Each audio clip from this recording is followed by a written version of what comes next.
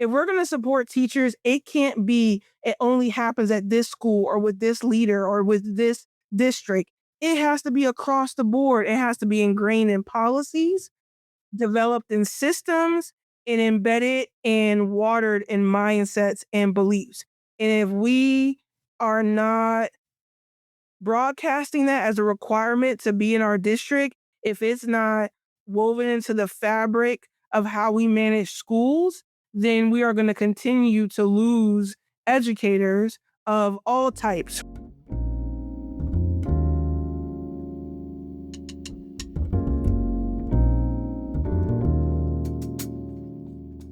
Welcome to The Exit Interview, a podcast for Black educators. This podcast is more than storytelling, it's archival justice. For too long, the voices of Black educators who have left traditional spaces in education have been silenced, dismissed, or left out of the record. Here, we reclaim that narrative. Every interview is a living archive capturing the wisdom, resilience, and truth of Black educators who have shaped classrooms, communities, and generations. Together, we name the challenges: racial battle fatigue, systemic inequities, the weight of caring too much, but we also honor the brilliance and joy that Black educators bring, the creativity, the innovation, the care, and the deep legacy of resilience. Each episode is both a testimony and an offering, an act of preservation for those who came before, and a guide for those still walking this path today. By listening, you are helping to ensure that these stories are not lost, but held, celebrated, and passed forward. So take a breath, settle in, and join us as we honor the past, uplift the present, and reimagine the future of education together. All right, folks, welcome back to The Exit Interview, a podcast for Black educators with me, your host, Dr. Asia. You know what, folks? I have another interview from the East Coast. I've been saying this for a while, that my East Coast people have been finding me and I've been finding them, and they have some really incredible stories. And so I'm so excited for you to hear our 83rd guest on the Exit Interview. Welcome to the show, Dr. Jessica Thomas. How are you today? Hey, y'all. I feel blessed. I'm doing well. Just appreciate the opportunity to have a little conversation with you. Yeah, tell us a little bit about yourself. So, fun fact is I'm from Anchorage, Alaska. I was born and raised there. My family was not military. My mom is originally from the south side of Chicago, came up there in the 80s. And then my dad was born and raised there. His family originally from Louisiana, New Orleans, Monroe area. But he was born and raised in Alaska. And so my parents, when they were married, had 4 kids. And then my mom also was a foster parent. So a total of 6 of us. And so I'm from Alaska. And then I came to Philly, been here going on 20 years strong. And so I always tell people, I was born and raised in Anchorage, but really became my adult self in Philly. So that's a little bit about, some of my hobbies. I am a amateur. I don't want to say amateur. I'm a home chef. I'm going to claim that because I just be cooking it up, and I have a whole set of cast iron skillets. I'm like everyone should. And Amen. Listen, for real. And then I also am a coffee connoisseur. So people, if you know, you know. And then last but not least, I guess another fun fact is I collect mugs. Every mug I have tells a story. So I have about 212 mugs that have been either I bought from random places in my journey, have been gifted by students and families and friends. So yeah, I'm a coffee mug mom. You know what's interesting is I knew about Alaska, which I'm so glad you mentioned that on this episode. But then the other parts, I had no idea. 200 mugs. I used to collect back in the day, the Starbucks, like where we are or whatever that. Oh, yeah, I have a couple of those. Yeah. So I have a few. I don't collect them anymore, but I have one that my favorite is from Mexico City. Because like, what's the chance of going back? And what's the chance of purchasing Starbucks anymore? Exactly. Yeah, so that part. Exactly. So like I said, I tell people every mug tells a story. And I know my kids are like, can we use this space for food? And I'm like, absolutely not. I have my kitchen remodeled for to have a home for my mugs, right? I mean, moms deserve to have just one thing for themselves, and I chose well. That's right. That's right. I love that. That's perfect. I got my books. You got your mugs. It is what it is. They'll be all right. Just move out. Get your own stuff. Well, let's go ahead and get started. So tell us about your journey into education. How did you know that education was for you? Being an educator was for you? So this might be a little controversial, but my journey to education was a little different, right? Because in all reality, I was fighting it. In high school, I had many educators say, "Oh, you're always doing stuff in the community, always being a great peer mentor. We know you're going to be a teacher someday." I said, "Absolutely not." I said, "I see what y'all do every day. Y'all do too much. You give too much for very little. And I'm the oldest. My family needs me to either be a lawyer or some type of business professional because I'm going to have to take care of people some part of my life. And I want to be able to travel and do all this stuff. And I can't do that being an educator." So I said no. So, of course, they say, you see what happened to Sarah in the Bible when she laughed at God and then God gave her a child. So, Oh, you not, got they didn't pull the Bible out on you. yes, don't be careful what you laugh at. And so fast forward to college. When I got to college, I was a business student and I was always volunteering at local places around Temple University, the different elementary schools, high schools. And one day I found myself in the education building because they had the best air and quiet space to study. And I had this, one of the maintenance workers who ended up being my campus mom. She was like, "Baby, you look smart. I'm going to introduce you to this guy who runs the Ronald McNair program. I don't know what they do, but I know that the kids do stuff." Right. So I was in the education building because they had the good air and quiet space. And one of the maintenance workers basically said to me, she was like, "I'm going to introduce you to this guy. Like, he runs the Ronald McNair program." Didn't know what that was. I get there, I find out it's part of like the TRIO program federally, and they help with past baccalaureate success. So they're like, "Well, we don't really work with business students, but if you're into undergraduate research and you want to get a graduate degree, we can still work with you. I'll make this exception." So I ended up getting into the program, and then one of the first guest speakers we heard was Dr. Michael Smith, Temple professor, renowned author and educator.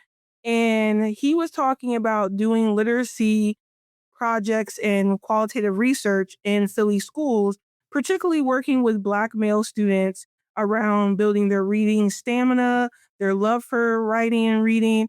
And the way he talked about them was that they were real people, right? And it was like a change that I hadn't seen since I left Alaska in terms of how people were talking about youth in Philly. And so they said to us that, and he talked about qualitative research, and I was like, "Oh, I like learning about people's stories."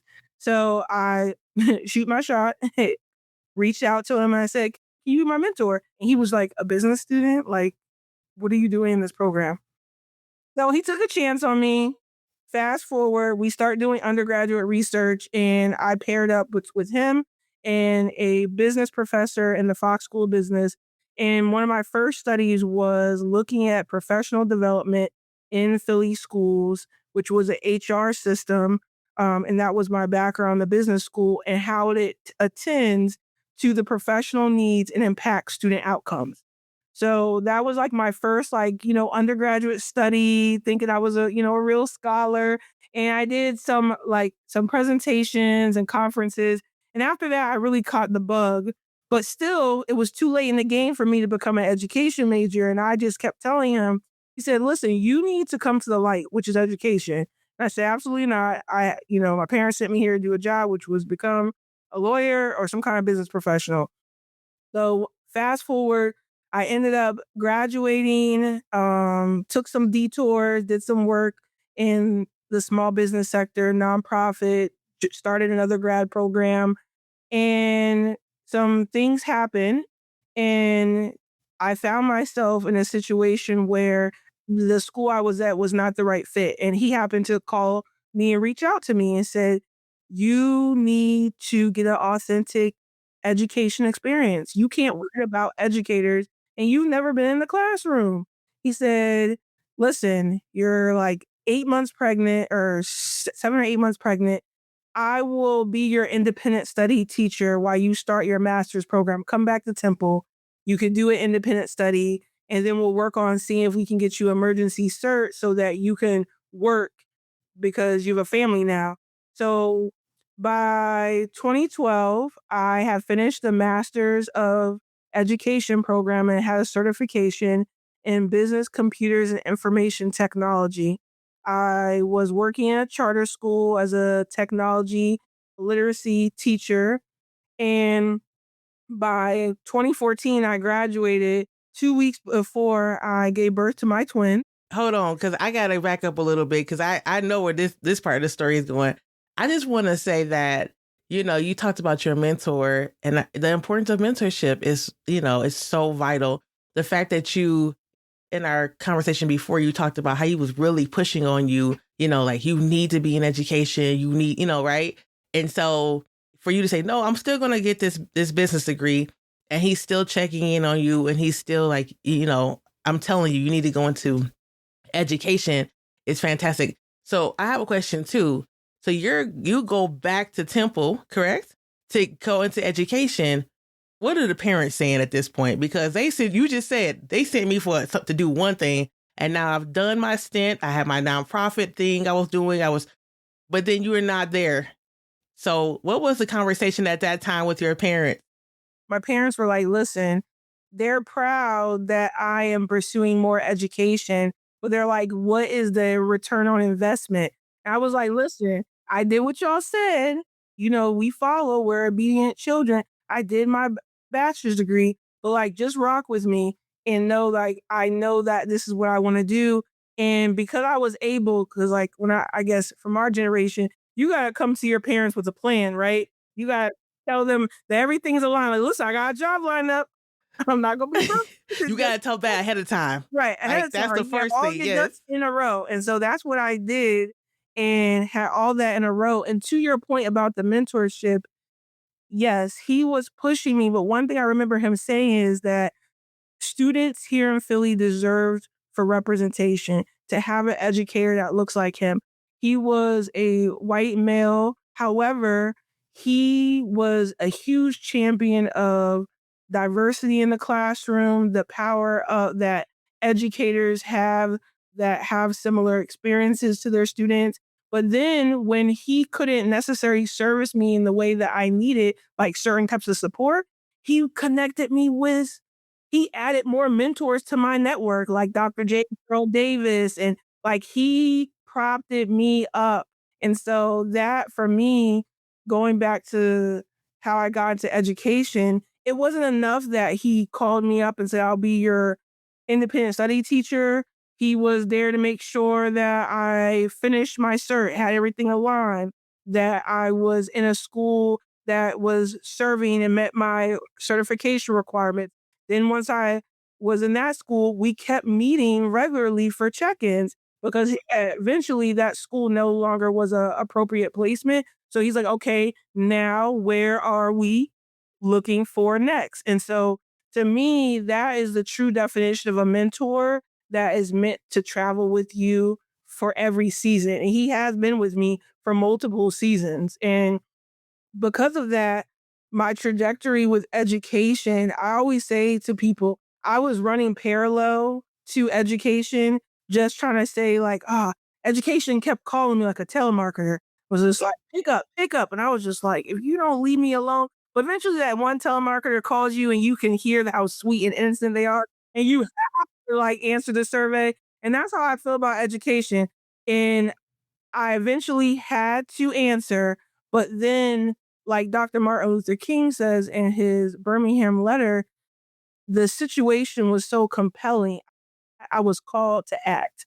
And how I acted was not only answering the call, but fielding the call and actually jumping full force into education as a full-time change agent in 2012.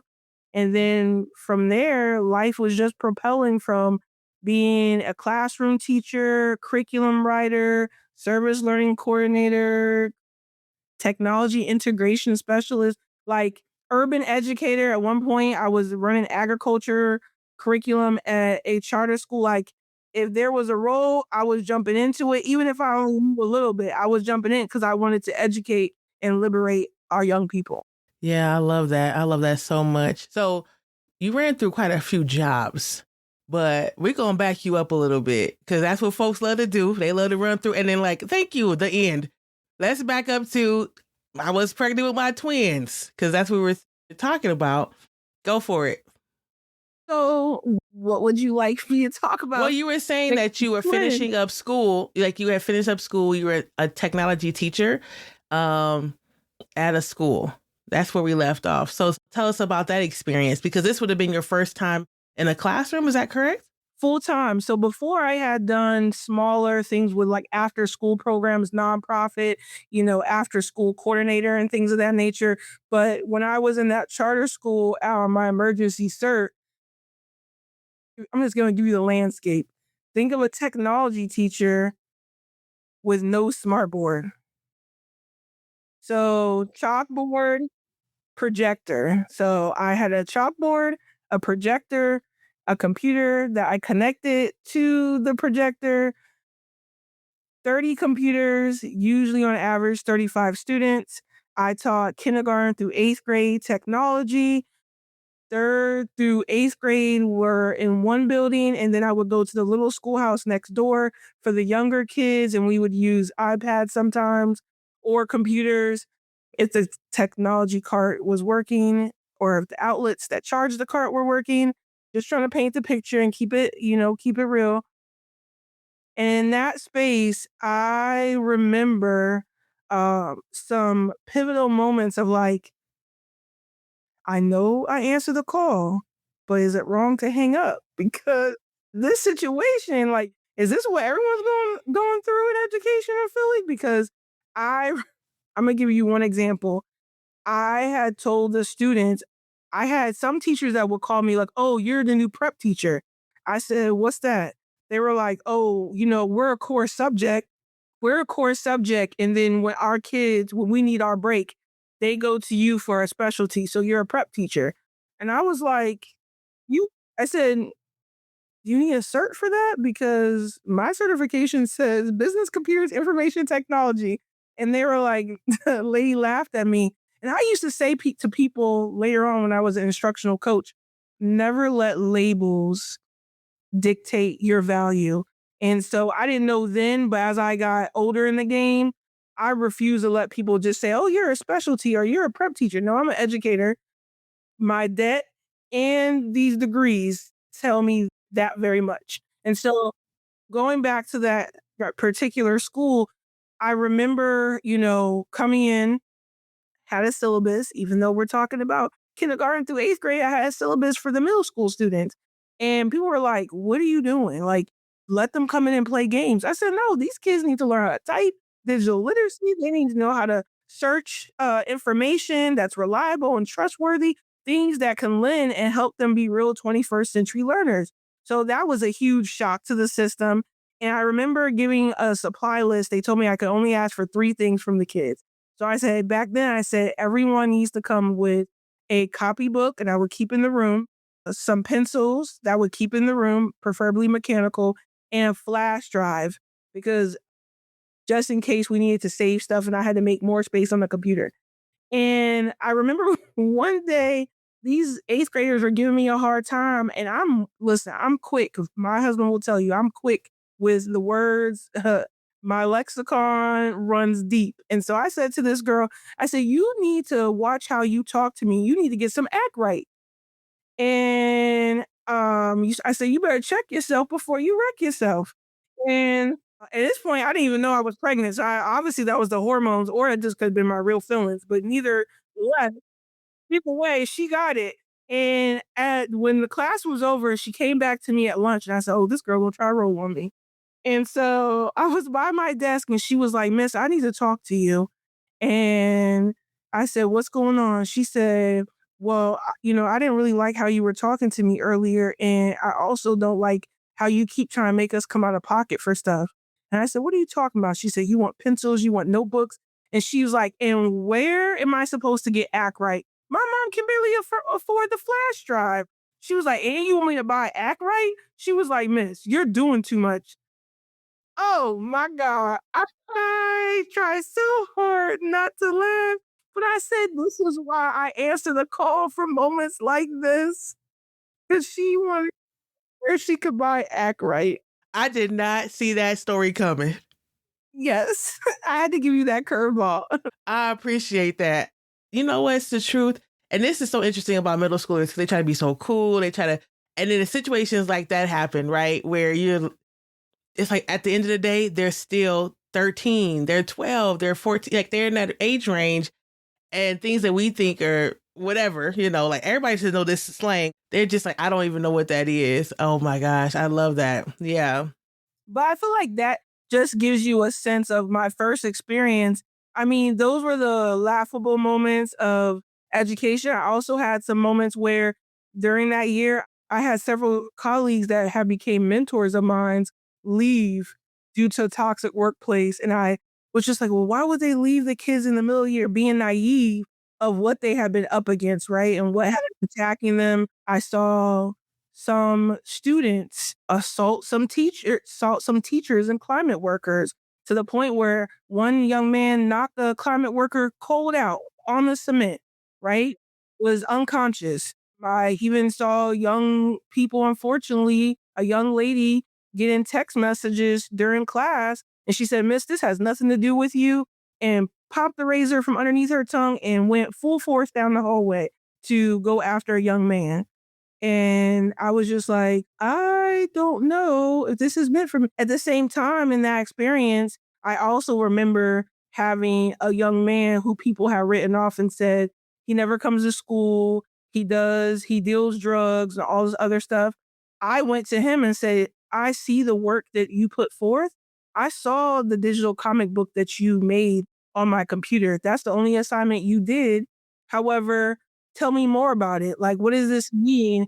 And eventually, I applied for my first grant as an educator to do a financial literacy unit. And he helped me film these mini videos about what they learned about financial literacy. But he was a graffiti artist, eighth grader, and he made all my banners for the backdrops for the videos. And those moments sustained me to let me know I'm going to keep going. And yeah, that's kind of like, my first full-time introduction. Yeah, that's a lot. That's a lot. And you've mentioned, a minute ago, you had lots of different work that you did in education. So tell us a little bit more about, like, you were in leadership too, right? And so tell us a little bit about some of your leadership experience, how you decided to kind of come from the classroom space and move into that direction of being a leader, and what that experience was like for you. Ooh, boy. I'll be honest with you. My leadership experience started in the classroom or at the classroom level. So once I left that first school, I went to another charter school. And when I got there, I I was so excited. Just quick part. I was excited because I left the one school where like we got 2 packs of paper a day or a month. Excuse me, let me rewind. 2 packs of paper a month.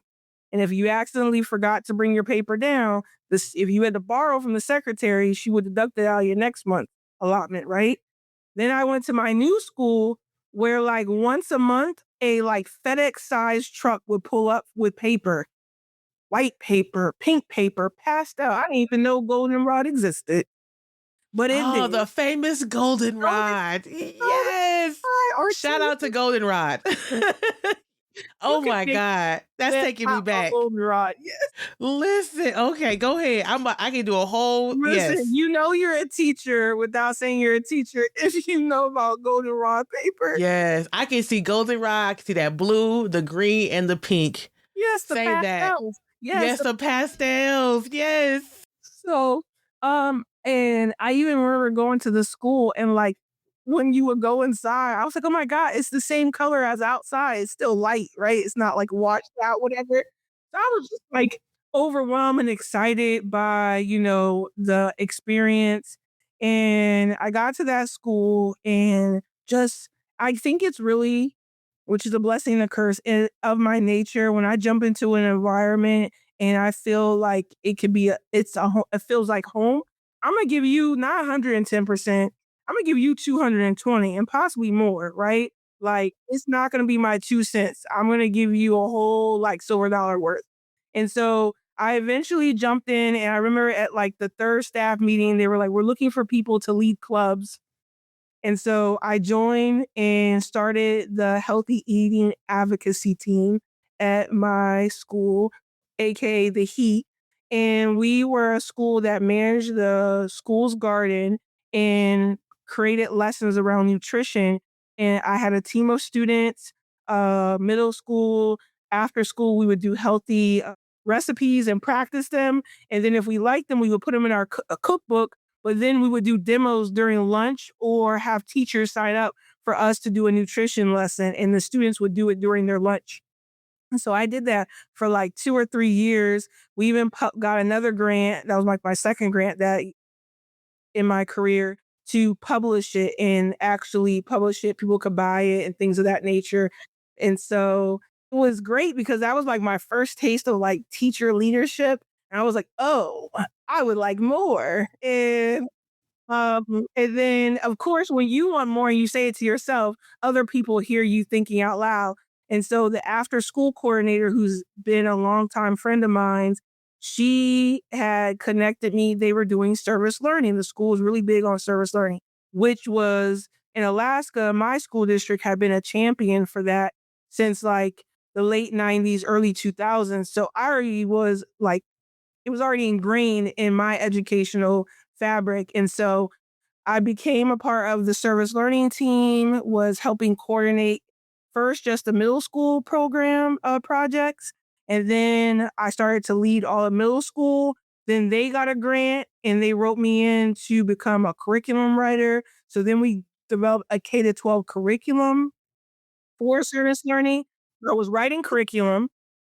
I was running about 2 or 3 groups after school because then we were also going to conferences. And then I was managing for about 250 middle schoolers service learning projects that were year-long experiences. And I was helping co-lead days of service as well. So I was doing that. Then the whole boom around one-to-one technology was a thing that started the paradigm shift there. Our charter school had funds to do that. And my principal came to me and was like, how would you like to have this role? It comes with a stipend. That's like the whole charter school thing, right? We'll give you a stipend for anything. And so I said, sure. So now I'm the healthy eating advocacy after school lead. I'm a service learning coordinator and curriculum writer. And now I am the tech. I just got another certification. So now I'm the technology integration specialist. So now I am training teachers on ed tech and running the technology infrastructure because we didn't have like, we had one IT specialist. So I was managing the laptop carts and all that and the iPads and everything. So I was doing that on top of teaching to kindergarten through 8th grade. So about 725 students. So then I was like, oh, Wait. Can we pause for a second? This is a lot. That's a lot of work. And you have 3 babies at this point, or at 2? this point, I had my 3 children that I had birth, and my stepson had officially moved in with us. So now we were at 4. We haven't gotten to my other 2 kids. That's later down the road. But so now we're at 4, and I have about like 5 different roles at the school, but I'm wearing them like a cape. I'm enjoying it, right? I'm building relationships with students. I'm an advocate. I'm encouraging. I'm also now I'm mentoring other teachers that are new to the school, and I'm really in my school leadership is seeing something special in me.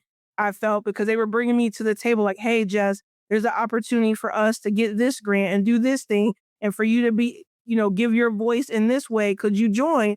And I jumped at the call at the opportunity because I was passionate, genuinely still am. I was passionate. And then what really sealed the deal for me were the students that were a part of it. They wanted me to be more plugged into other parts of the community. That's the best way. So like when something was advertised, I would have students come in my office. They were like, Miss Thomas, you gonna be at that event? You going to that? What team are you gonna be in charge of? And I'm like, you guys, no, come on, we'll buy you cheese. Listen, kids, if kids, they knew my weakness was cheese fries, not cheese whiz, but like real melted cheese. They're like, Miss, you know, I got you. My mom gave me $5. Not that I'm saying I took money from kids. They're like, with my cheese fries with you. I'm like, and I got a half and half. I'm like, oh, you got to eliminate from the place at the corner? I'll see you after school. Well, let me ask you a question because I too can be bribed with cheese fries and a half and half. But like in those times, and we'll get to like what it means for you to be well later in this present tense, in this present moment. But how did you take care of yourself, or did you take care of yourself? Like looking back on it now in those moments, what did that look like in the day to day while you were, of course, excited, signing up, supporting the community? Did you take time to think about like self and community care, or is it just like it's for the kids, it's for the kids, it's for the kids? Well. Now we get to the heart of the matter. So false sense of wellness. Um, I was well in the sense that I felt professionally full, right? I was excited. The students, when I first got there, who said I had too high of standards and their parents were coming at parent teacher conferences with pitchforks, right? It had died down. And I was like, I felt like a little mini celebrity. They were actually saying hi to me at the grocery store, right? That's when you know you really on the come up when kids want to recognize you out in public and introduce you to your parents. So, but on the flip side, I was not well in other parts of my life. I knew that with a master's and now 2 certifications, I was underpaid. And even with all the additional positions, I was just doing a band-aid effect to my finances. It was too expensive for my husband to work full time with having 3 kids under 5, and pre-K was only part-time.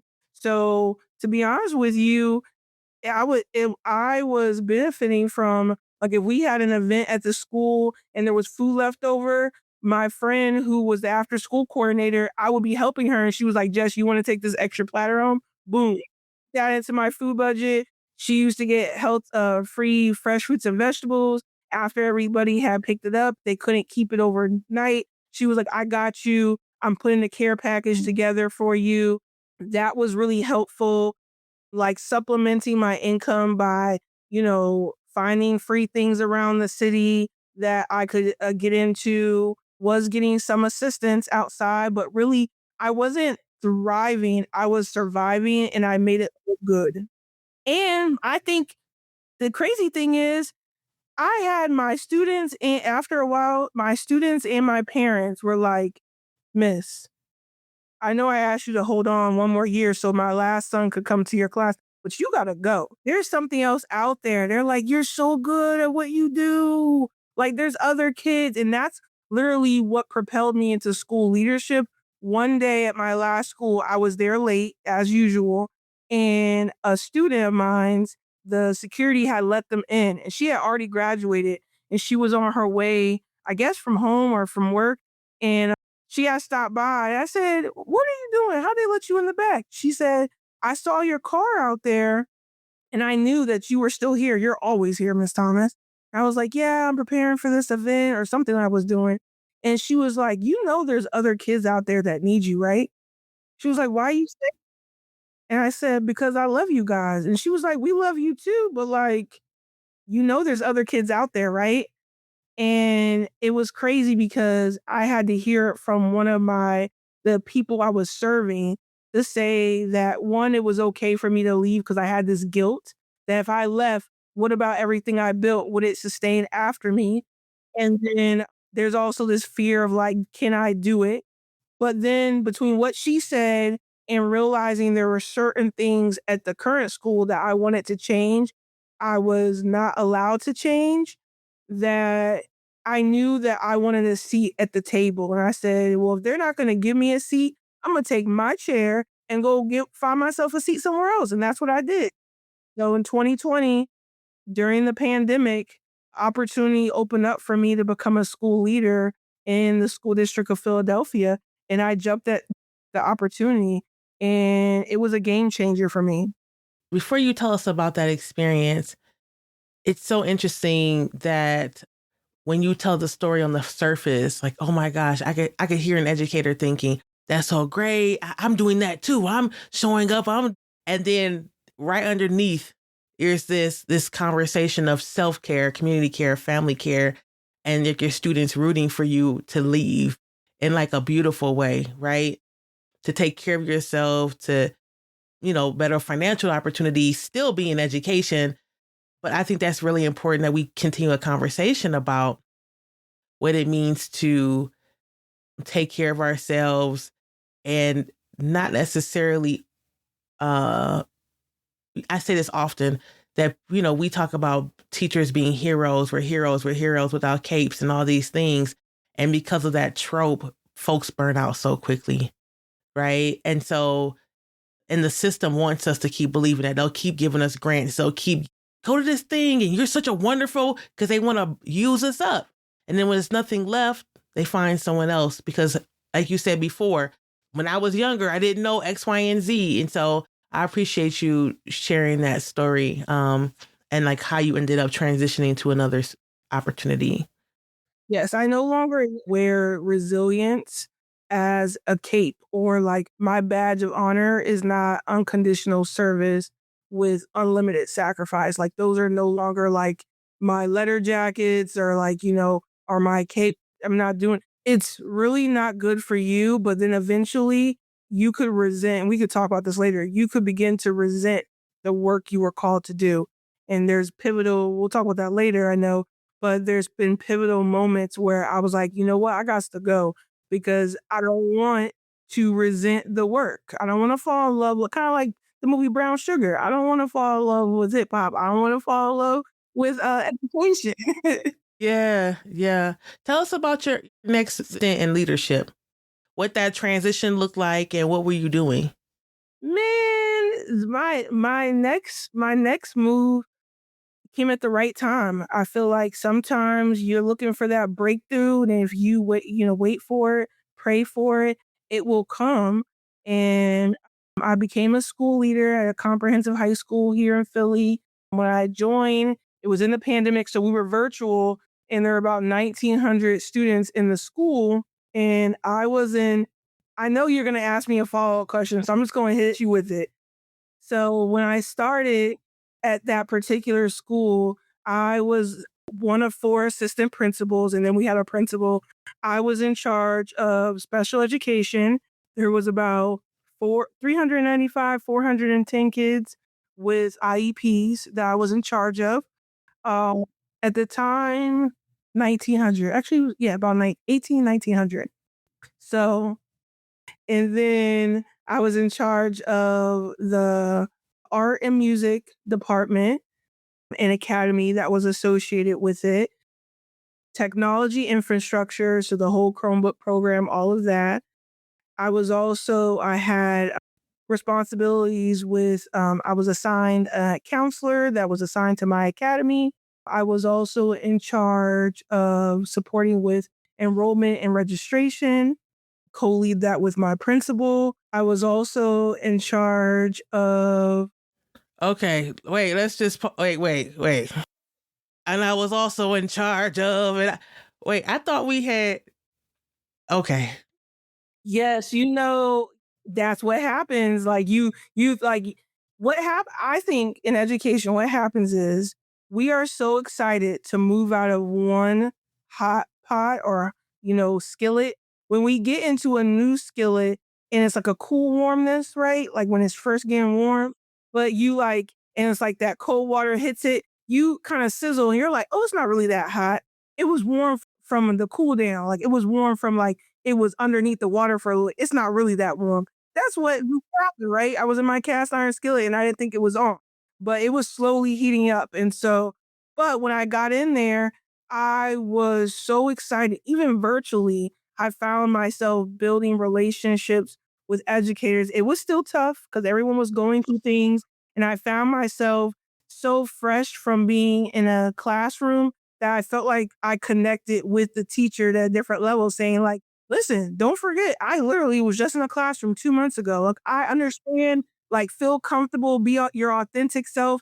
which for me, coming from a charter school into a public school for the first time, I saw from the gate there was a lack of trust. And that was like a culture shock for me because I had such a trusting relationship with my former principal and my colleagues and any, people that were parallel in position. I didn't understand, like, you don't know me from a can of paint. Like, you are deflecting a lot of past trauma on me, and I have no context.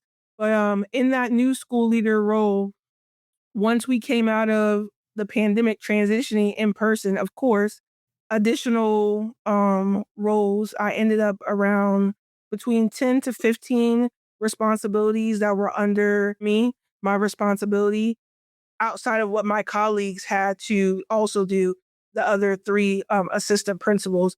But I went full force and I did a lot with, I believe in building authentic relationships with teachers and students. And so I realized at a certain point that in order for me to build relationships with my teachers, I had to figure out like what's a common ground we had.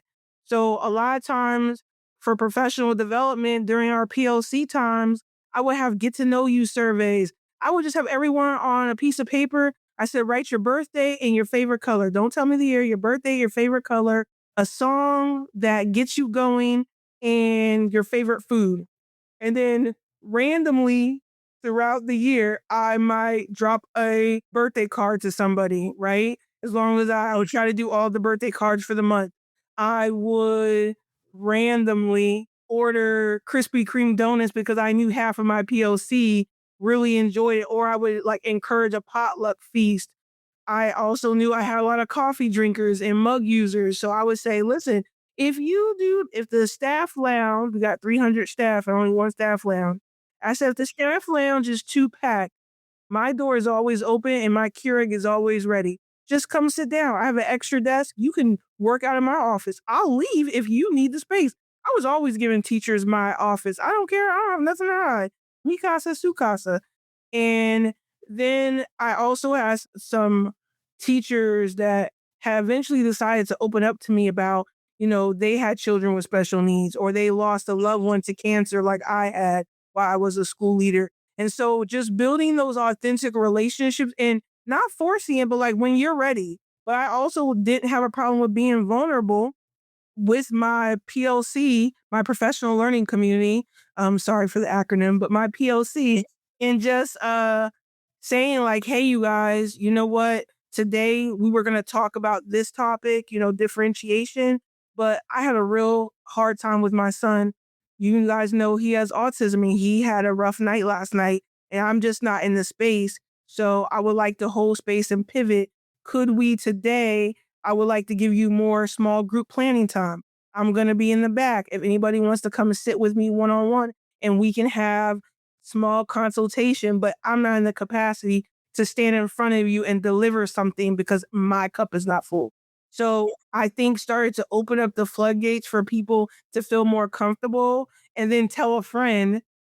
And I was just like, I'm not doing this for like kicks and giggles. That's my thing. This is generally how I operate. Like the same kind of whole child love and support I give to children, I believe adults are also worthy of the same type of education and support.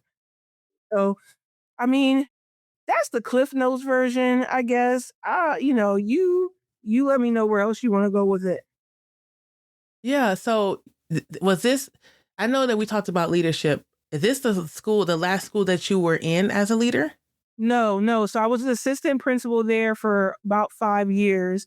And then I was a principal for a short while at a private school in Philly. And that was my last school that I was at.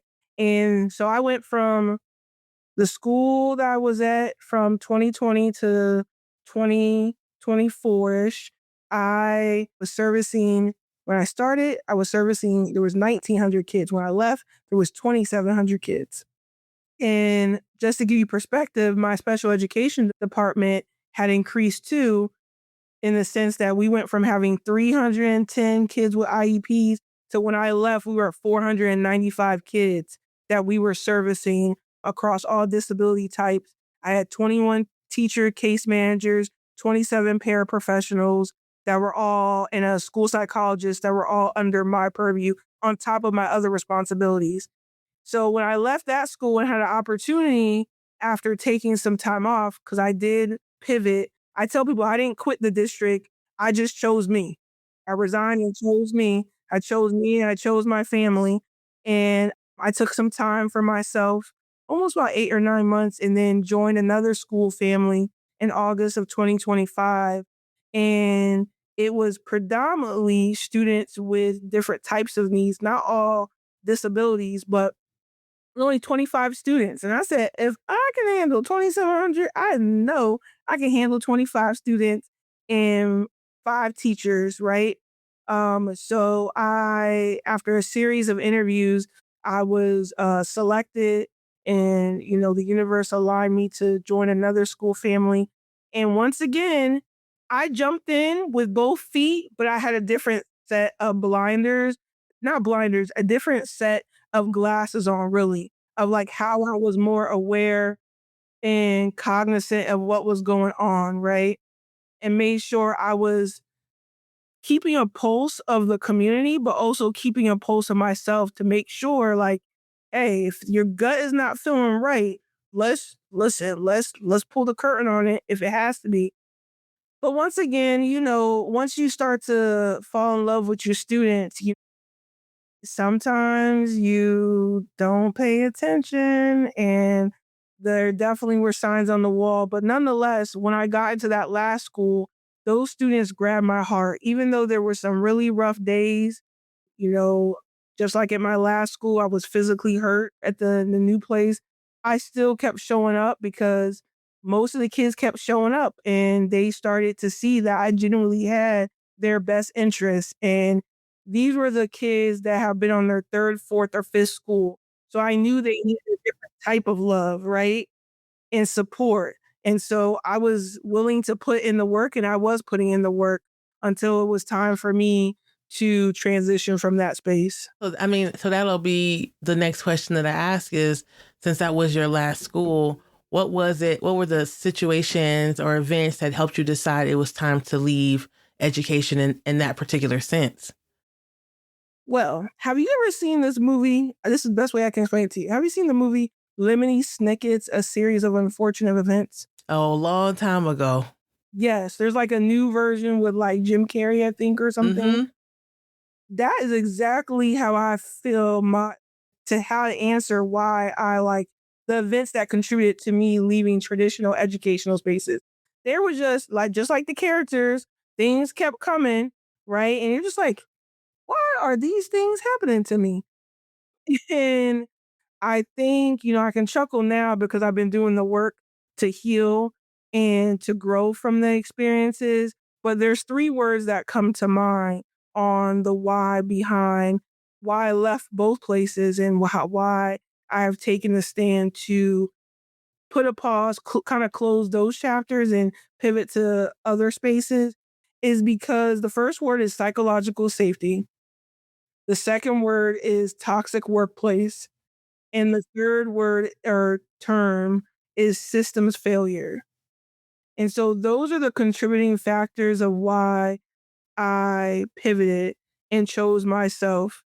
For the really, when I think about it, it was the first time in my life in both instances where I put my needs now above others. And when I say that, I mean, at the end of the day, of course, when you put certain needs first, there's going to be a trickle down effect of how it positively impacts. Like my family benefited from it, my husband benefited.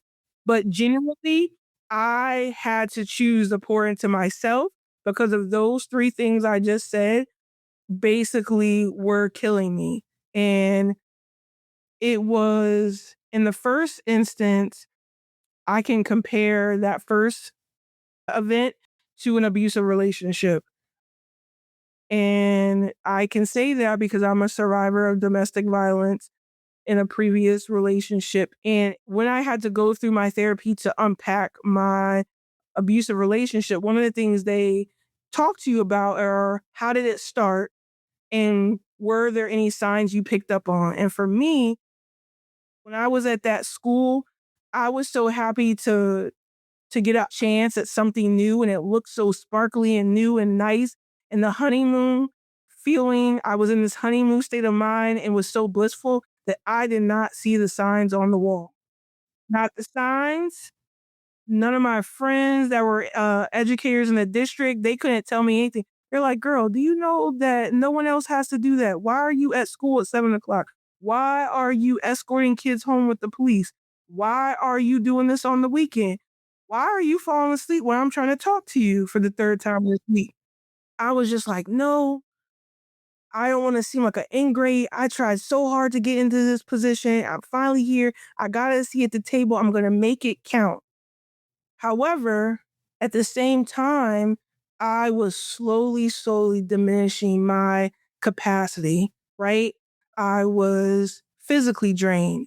I was not present. My kids could be talking to me at dinner, and there would be times where I would fall asleep in my plate, and my husband would put everyone to bed and then come and get me, and I would be sitting in like a bowl of guacamole at Taco Tuesday night, just knocked out, right?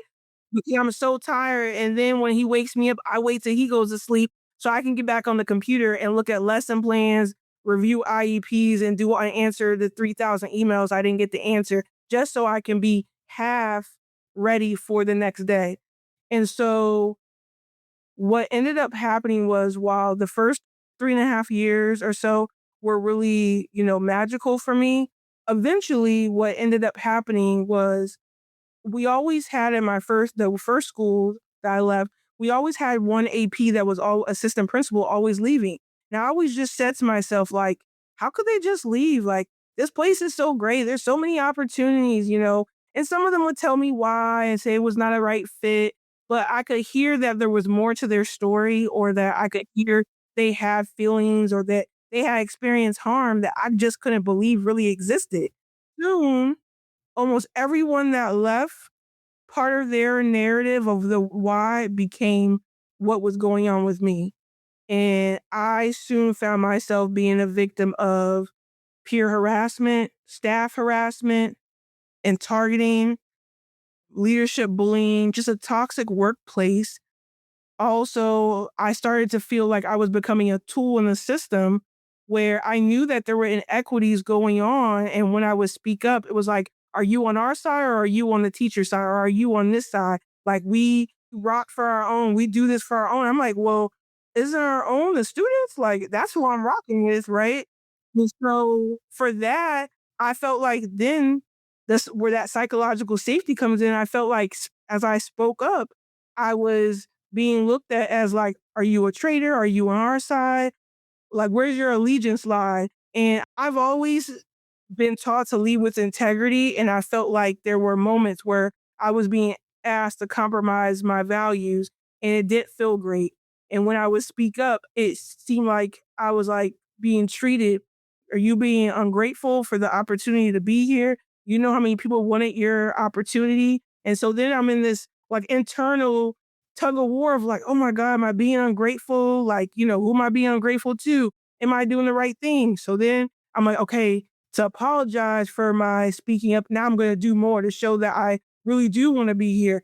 And it was just taxing. And then sometimes, you know, unfortunately in the system breakdown is I felt like I also didn't have an authentic outlet that had power to bring about change in my situation. So I didn't feel like my union had my back.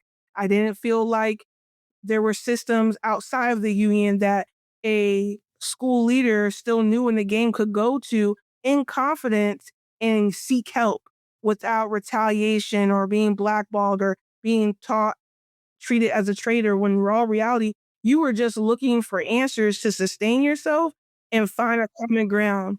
And so that was like the intensity of it. In the next role, I think it was more of there was system failures because there were no systems, and systems were being made up on the fly, and I didn't really know what I had walked into. And so you're told that you were selected because you have a unique set of skills, and that's what someone was looking for.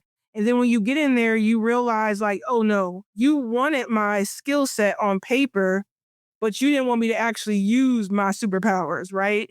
And that happens so much. People are like, oh my gosh, you're so powerful. You're so awesome. You're so amazing. Da, da, da.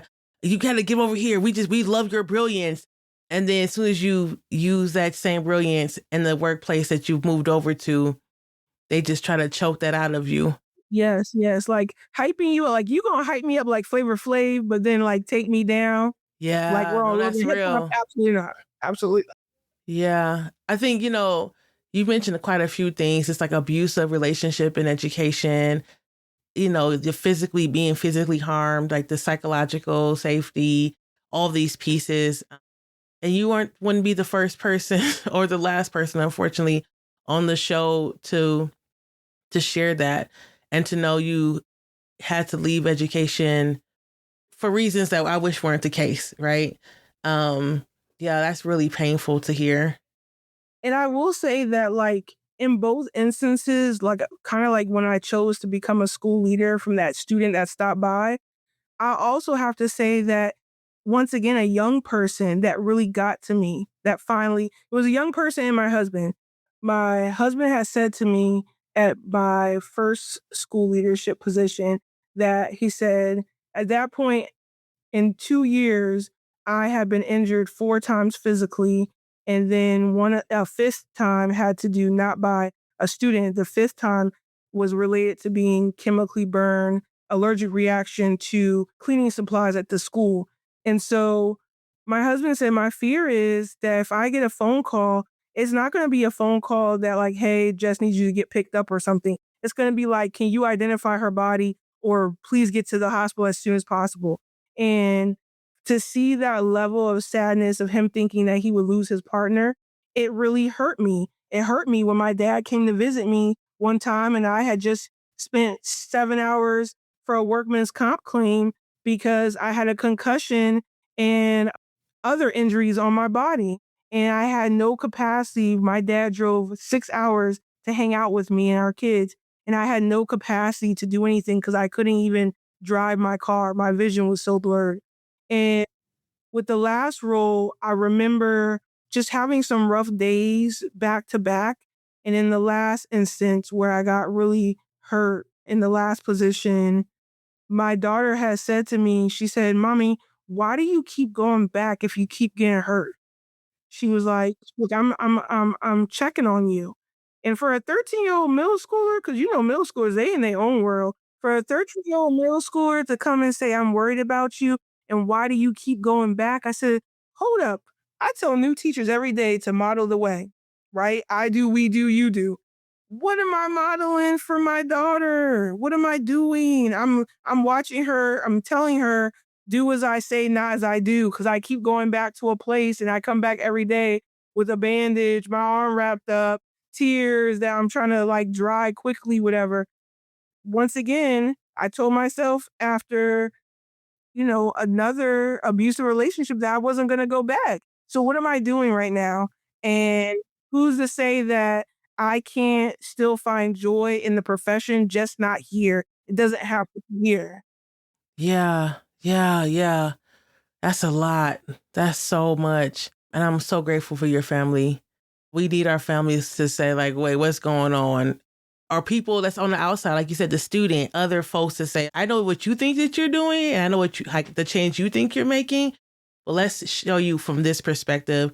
I don't know how many people, you know, in education who are trying to retain Black educators, who are trying to hire Black educators, think about the power of the family and community and the retention Black educators, about how they're the power of them to sustain us in the education or help us to think of a different way to support students and young people.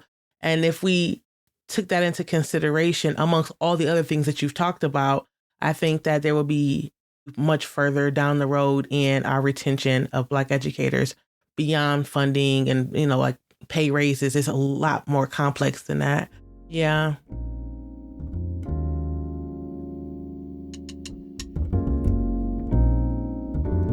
What's up, beautiful people? Real quick, I want to talk to you about something. If you're a Black educator or used to be a Black educator and you've ever felt like the job asked you to give everything and left you nothing, we got something for you. My good friend Stacey Taylor Brandon and I have created Podcast and Pause, an unbooked club for Black educators. Here's how it works. You listen to a curated episode of the Exit Interview on your own time, in the car, on a walk, while you're folding laundry, just like you're doing now. Then we come back together on Zoom for a real conversation about what you heard, what it brought up, and what it means to be well as a Black educator, in the classroom, outside the classroom, and beyond. This isn't a training. This isn't a to-do list. It's a soft place to land, a space to reflect, to breathe, to laugh a little, and remember, you're not alone. So if you've been needing community that gets it, come pause with us. Check the show notes for more information. Follow me on Instagram, and we'll see you there. All right, peace. Let's talk about some retention strategies. I mean, you have a heck of a story, but do you believe that there are strategies that schools, districts, unions that you mentioned, charter, public, private, whatever, could do to retain Black educators and not just recruit them? Yes. I think that first I must say that retention and recruitment have to be done simultaneously.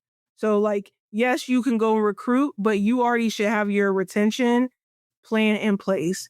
Like, how can you bring someone, like, it's almost like colleges. I hate to say this, right? We all know what it felt like to get our financial aid award letter, right?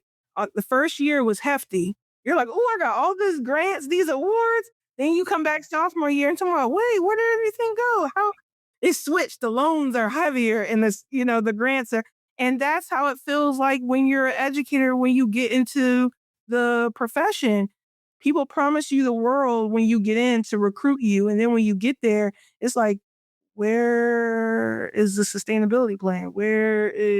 So my suggestion for retaining Black educators, but, particularly Black educators as well, is I have some different buckets. One is policy, practice, people, power, and accountability. Those and all right. So it's policy, practice, people, power, and accountability. All right. So with policy, what has to happen is that districts and unions have to come together for collaboration. If we don't see district and unions, whether that's the school, it has to be the school leadership, the union that supports school leaders, the unions that support teachers, and the district. There has to be a united front, but there has to be a collaborative spirit at the macro level so that we can help dissolve and get rid of this fighting at the micro level. Because of all the conflict at the macro level with the organizations, it trickles down in school communities where it's like, oh, if you're in this union, like, don't let that principal ask you that, or don't talk too much to those teachers about what you're going through, because then they'll use it against you later on if you don't turn in their evaluation on time. No, that I don't have the brain capacity to keep tabs on all of this infighting. Absolutely not. And the policies can't help one group and harm the other. So we really need to be on the same page. So districts getting together, sitting at the table with the union, with all types of unions that support schools, and really doing a close audit and a deep dive into the policies that drive the systems that make schools operate, and see whether or not, like, okay, we just had this new policy around time management, right? And how we are going to go to electronic system with clocking in and clocking out. Who is this going to harm or hurt? Which population has the highest minutes or hours of being late or tardiness? Are we going to harm another group by exposing their shortcomings more and then villainizing them, right? And then now it's just like, well, now this system helps others and hurts the other group. So I think that's one. I think secondly is practice. We really need to support our educators in I guess the best way to say it is developing their practice without reprimand and micromanaging.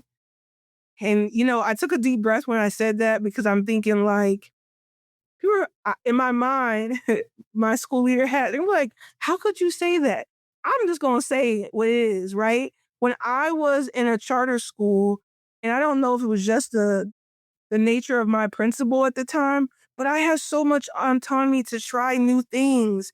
Oh, the curriculum, right? But I adapted for the kids. I didn't really recycle lesson plans. Like I might have recycled in terms of the format, but like I adapted to the learners in front of me. There were so many times as a school leader where I would have a meeting with the teacher and I said, hey, I really like what you did with that. But why did you pull back? Why? Well, you came in for my evaluation and I knew that I'm the only one that's not at this part in the pacing guide. I said, so everyone was learning, everyone was growing, right? There was this fear to like let loose and serve us authentically and to liberate. I said, no, do that. I said, you know what? Let's scrap this evaluation. I'm gonna come back next week. Do what you wanted to do. And I said, if it falls flat, then let's talk about it, right? Because if you really, I say, in your heart and heart, you knew adapting the curriculum this way was going to get more bang for your buck, I'm with you. I'm rocking out. Well, what will let me handle that battle? And trust and believe. I was always taking the hits for my teachers because I knew what it felt like. I knew what it felt like to have autonomy and not feel like someone's breathing down your back, right? Now, of course, I had to reel in some people that was just going way too far left and they were just trying to recreate their own high school experience and just like haze kids with 10-page papers just because they did it in like 1960. Absolutely not. We're not doing that, right? We're not drills. We're not, no, there's ways that we can contextualize and still skill build and other things like that. And so I think that if we want to retain teachers, valuing how we build time, space, and a culture for practice and for people to fail forward um, is important. And I think practice, you can say that, oh, yeah, I have PLC and I do this. But no, what is the culture? What kind of instructional culture, adult culture are you curating where people honestly believe that you are creating a safe space for them to try these things without reprimand, without judgment, right? That has to be done with intentionality. So I think valuing practice and curating and cultivating a culture that values teachers really like learning. You're learning as an educator, you're still learning on the job, right? You're still learning. Like, yes, you got the cert, but you got the cert, and then the world changes 5 years later or next year, right? And you keep have to learn. The next thing will be people. The best way I can say this part is, and you brought it up early, is everybody in education has to remember that educators, and when I say educators, that's the broad paraprofessionals, teachers, school leaders, the secretary, the school counselor, the attendant, the greeter at the front door, all educators, right? The social worker, the attendance coach, you have to recognize people's humanity. And that's one thing that I try to model for those that I supervise is that I see you, right? Like my humanity and your humanity is linked in some way because of this profession. And so when I say I see you, you have to engage what I said earlier about that holistic adult education and support. Like if you're telling a teacher you have to teach to the whole child and you have to understand that kids come in with trauma and kids come in, not having eaten all stuff. Excuse me, there are teachers who have not eaten in a couple of days, right? You don't know if someone is living out of their car. You don't know if someone has family anymore and they lost them to COVID. You don't know if someone has just found out that they have cancer and they're no longer in remission. So how dare we forget about people's humanity and then say, "Oh, your lesson plans for the first time in 2 quarters wasn't on time. I'm going to have to give you this memo." even though the person poured out their heart, I still have a job to do. Yes, we do have a job to do, but still.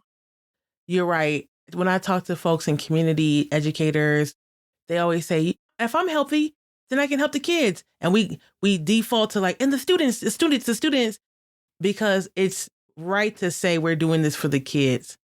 It's right to say that.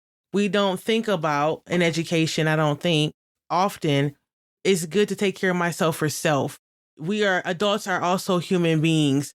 So we want everything for the kid and the teacher doesn't count. You're just a sacrifice. Make sure the kid is successful. And that happens so many times. And you're absolutely right.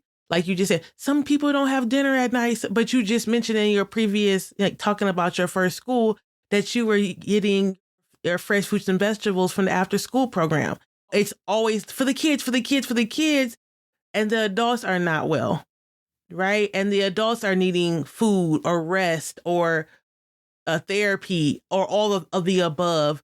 And I don't know how we got to a place in education that we glossed over that. Like, you didn't get in your K-12 experience. That's too bad. It's over for you because now it's your turn to sacrifice whatever you have left.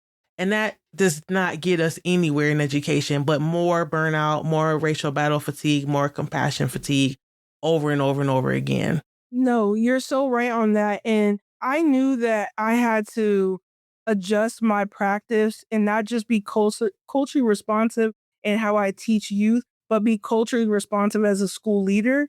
When I remember having a teacher, a peer of that teacher brought the teacher to me to my office and said, listen, just ask Dr. Thomas. She's not my direct supervisor. No, she will listen to you.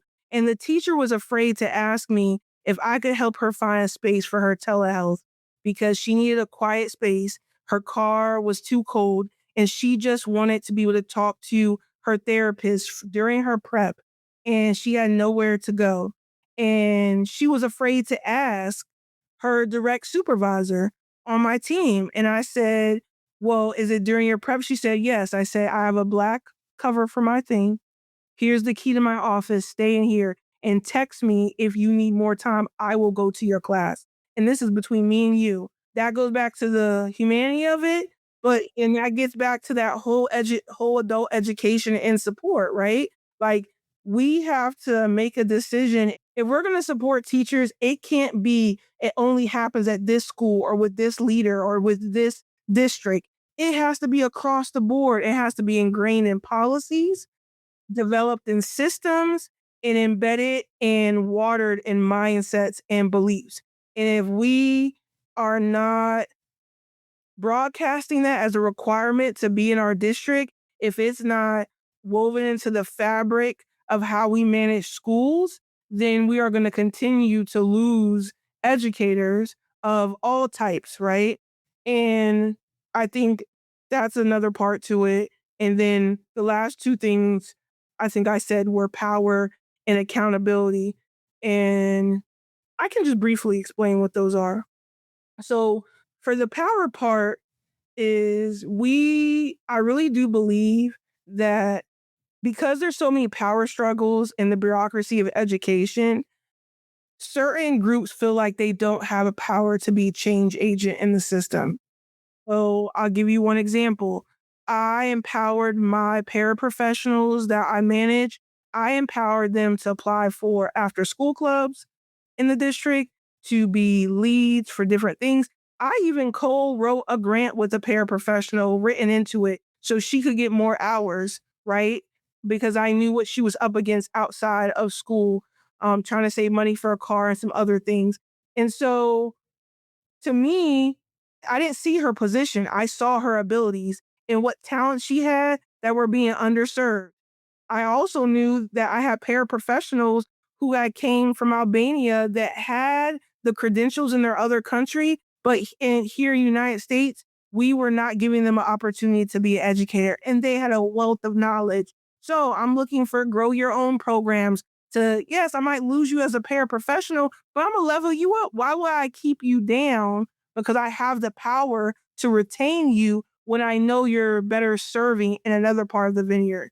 So we all have to, part of this retention strategy is being honest with one, what power do we wield?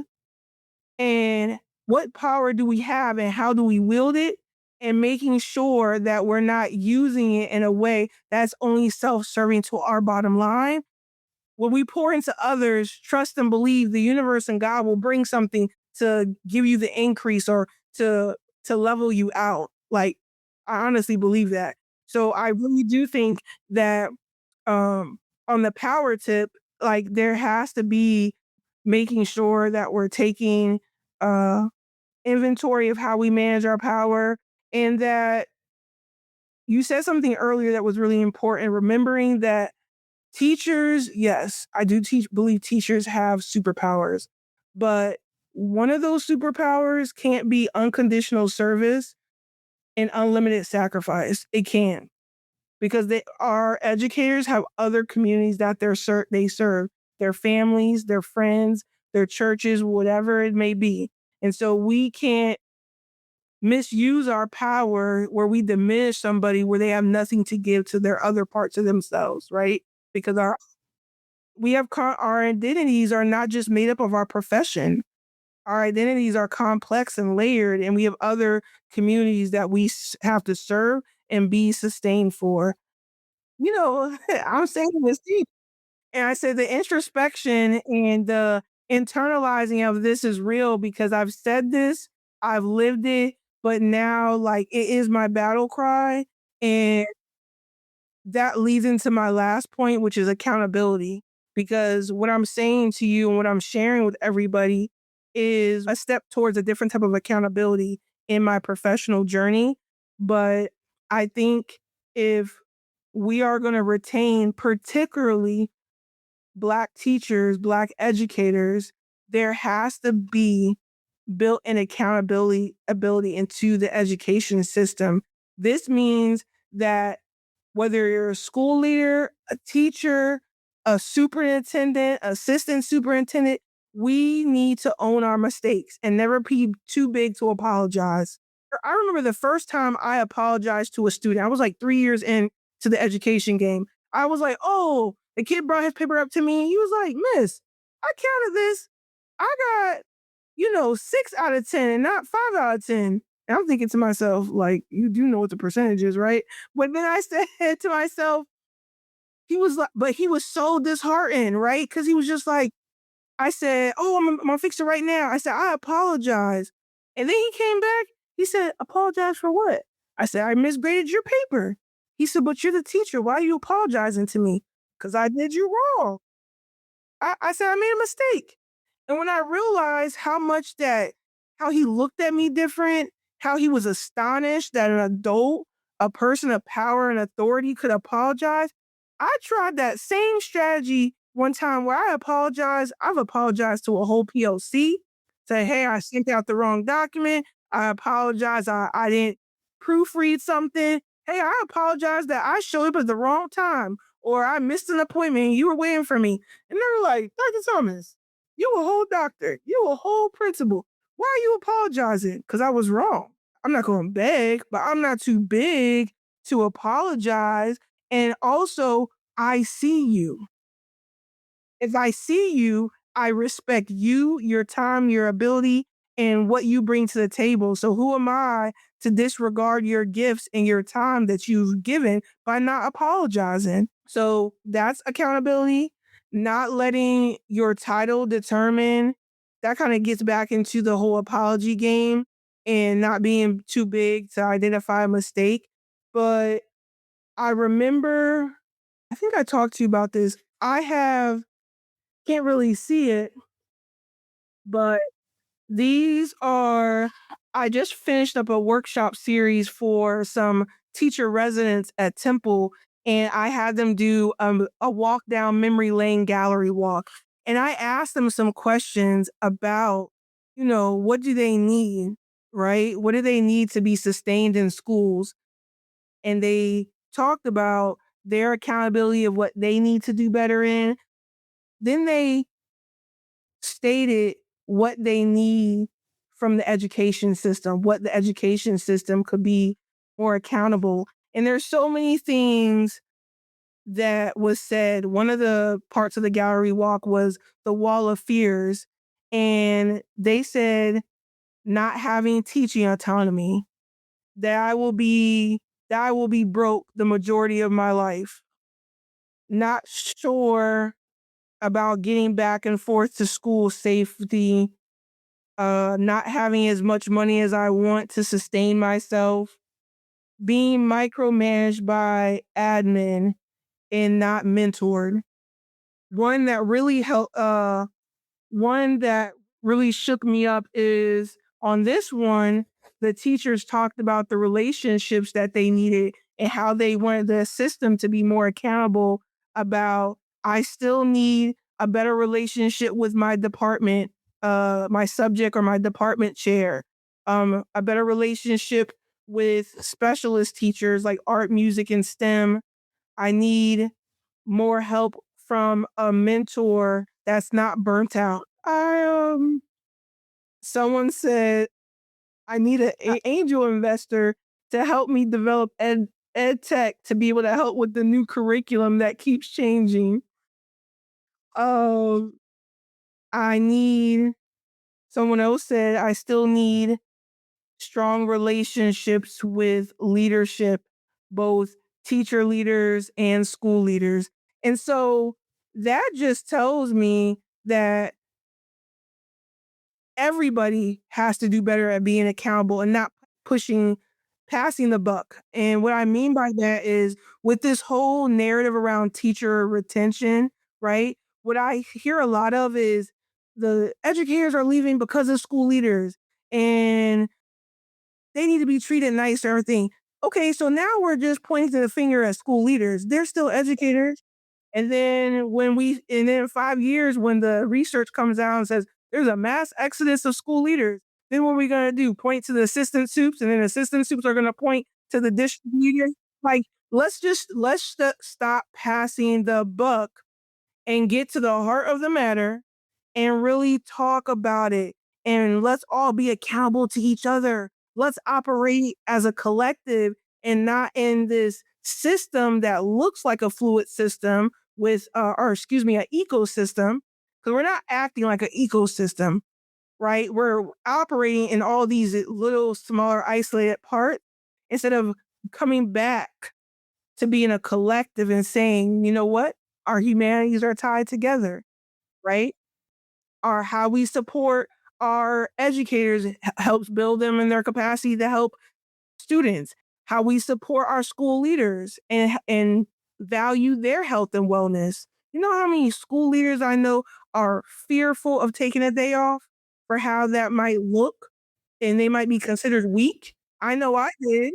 And so those are my that's my feedback. I think a lot what I talked about is about mindsets and paradigm shifts at macro and micro level. I could easily say, "Oh, you should make sure that you celebrate every staff member's birthday and school should have teacher appreciation every month, not just in May."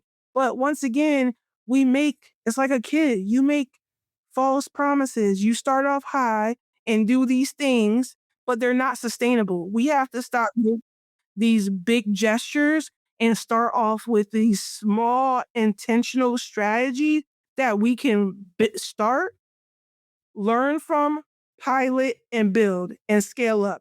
Don't try to do big and then try to scale down and take all the bells and whistles and be like, well, 5 years ago we had the money, but now we don't. So, we gave you free box lunches here, and now all we can do is give you bagels and cream cheese pockets. No, nobody. Yeah, you're making a lot of great points.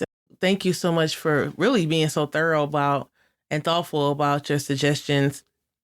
I'm really hoping that folks who are thinking about being in leadership, folks who are educators in every capacity can hear what you're saying and take that to heart, because for so many folks, it's like, I don't know if this is even possible. I don't know if it can happen.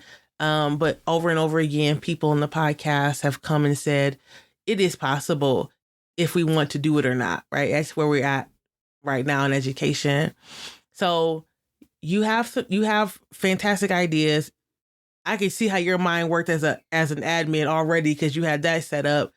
But I'm going to transition it to a different question because you're not in a traditional education space currently. So tell me and tell our audience, what are you doing now? So I got a lot of things in the fire. Like you said, some things just don't leave you.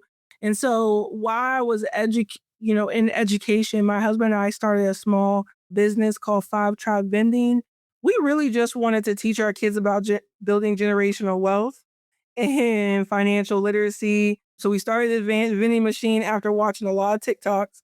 And we did that in 2023. And we've been just doing it part time. But now we're really trying to think about how we scale up, and we've expanded our focus to be inclusive of curriculum development. So now leveraging the vending machine as a learning tool. So one gap I saw in the schools was, okay, you have all these kids with all these entrepreneurial ventures. I had a kid that used to sell shirts, another girl who used to sell empanadas at her locker, you know. I said, why aren't we leveraging this in the classroom to teach algebra, right? Or to teach how to do market research to make sure that you're tapping into the right audience, you know, or how are you developing your script? To do a pitch to a new consumer and use your ELA skills. And so I've developed a curriculum that does just that, where we can use the vending machine with a series of classes, and the teacher can leverage the vending machine and the different tasks that helps to run a vending machine to actually teach certain concepts in the classroom, and then bring a little some money into the school for discretionary funds. And so I'm in the process of working with a couple of schools to pilot that for next year. I'm still looking for candidates. For those reasons, I'm going to be starting in the next couple of months establishing a nonprofit called Five Tribe Kids, of some variation of that word. My kids get the vote, so the verdict is not sealed on that. And what we have coming up for our business is we're in our second annual year of a youth entrepreneurship summit where I pilot some of the curriculum. And so we're hosting that at Temple University in April, where we bring local entrepreneurs to come in, talk to kids, bring the mentorship right to their front door, and then the students get to engage in the entrepreneurship design challenge in the afternoon and win some great prizes and get connected to post-secondary resources if they want to pursue entrepreneurship as a career pathway.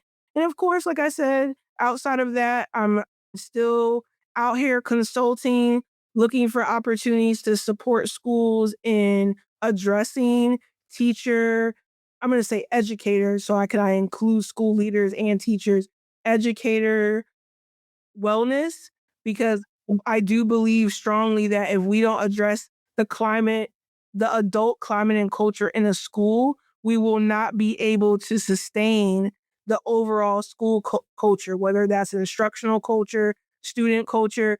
The adult culture has to be on lock. It has to be sound.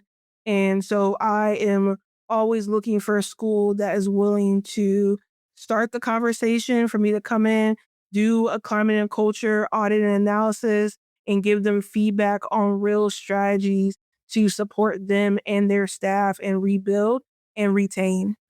That's what I'm doing.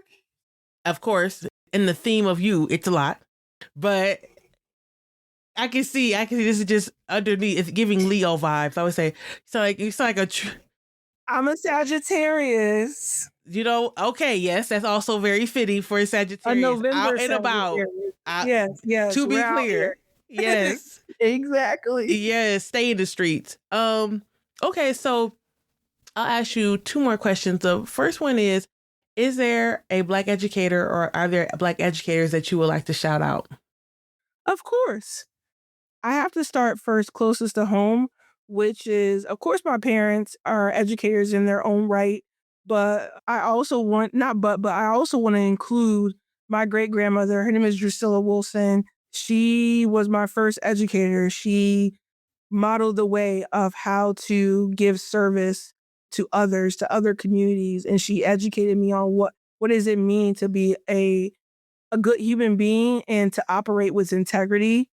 And then outside of her tutelage, I also want to shout out some really great mentors, Dr. James Earl Davis at Temple University, my a former assistant superintendent, Dr. Noah Tennant, and a couple of my colleagues, Dr. Latrina Stewart in Philly, Dr. Xavier Brown, Anderson, Jimele Anderson in Philly. She's a teacher leader, has wears so many hats, and she is the proud owner of Link Destinies, a consulting group.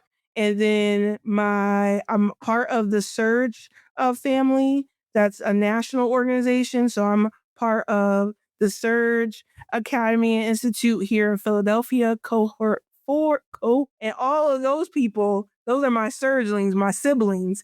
And so there's 16 of us, and our cohort is called Volume 4. And so I definitely can't shout all 16 of them, but if you know, you know, they are my family through and through. And so those are just some of the names I would like to just shout out and give love to. Thank you. Thank you. So my last question, you talked about just now that you do work for educator wellness in schools. And I asked you earlier about how are you taking care of yourself as a new educator, and you said not well. So thinking about your career from the beginning to now and all the things that you've learned and all the things that you're incorporating into your wellness practice, for you, what does it mean to be well? For me, the best way I can explain it is one, not feeling guilty for choosing me, being excited when my body is happy with me because I'm choosing it, I'm taking care of it, right? So, I'm having good days with my health. I'm not having any physical flare ups or anything like that. And I feel like my body is thanking me and saying, like, we appreciate you for looking out for us. Thanks for pouring in the right things today, having opportunities for rest. So I'm not gonna lie to you. Since I've pivoted to a different part of the vineyard when it comes to education, I might take a nap a week. And I know for other people that might be listening, they're like, a week? Yes. Like an intentional nap, not a nap where like you fall asleep while people are talking to you and then you call it a nap and it's not. It's called dozing off. I'm talking about real and you have that like church head bounce. No, no, I'm talking about a real nap. And so, and then how I know I'm well is that I'm in a season of chasing joy. I know there's so much literature on there, and I just got done listening to the ebook Black Joy by Tracy Lewis Gidget, and I can feel joy shut up in my bones. And so I tell people I'm a joy chaser. Like, listen, and I know I have joy because I'm not smiling anymore to mask. I'm smiling because I'm smiling from the inside. And so that's how I know that I'm well. That the things that I'm engaging in now allow me to smile from the inside because I'm tapping into real joy. Joy chaser. I Mhm. love that. Yes, sure I am. love that. I love that. Listen, I even have tattooed right here. Joy is my North Star. Yeah, I love that. Mm. Well, folks, this is the end of our interview. Um, Dr. Thomas got to go off and do something else. Who knows what? Uh, we- yeah, take it. Yeah, go take that nap. Thank you so much for coming on the show. Thank you so much for sharing your story, your dedication to students, to young people, and outside of a traditional school space. We really appreciate it. And for those of us who are out in community and want to get in touch with you, who are interested in your vending curriculum, how could they reach you? Sure, they can reach me through LinkedIn. LinkedIn. They can also reach me on Instagram, Dr. J the Advocate, or they also can visit My website for our small business of 5tribebending.com. The 5 is the number, and they can email me, drjtheadvocate@gmail.com. So any of those ways you can look for me. If you're a Philly, if you see me out drinking a cup of coffee in a mug, stop by. I'm not going to say pull up because, in Philly, we got to keep our head on a swivel. But I'm just saying, walk cautiously next to me and say, hey, are you Dr. Don? I love that. I love that. All right, good people. Y'all take care of yourselves. We're going to continue to take care of ourselves, and we'll see you in the next episode. All right. Peace.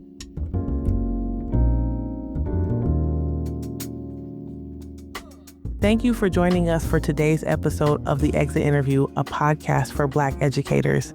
Every story shared here is a reminder that our wellness matters and that thriving in education is possible when we create spaces of care and belonging. If today's conversation spoke to you, we'd love to keep in touch. You can sign up for our newsletter at exitinterviewpodcast.com or connect with me on LinkedIn to stay up to date on upcoming workshops, consulting opportunities, and ways we're transforming stories into solutions through Alliance Educational Consulting. And before you close out, take a deep breath. Remember that caring for yourself isn't extra, it's essential. Whether you're an educator seeking rest or a school leader reimagining support, you're part of this growing community of care.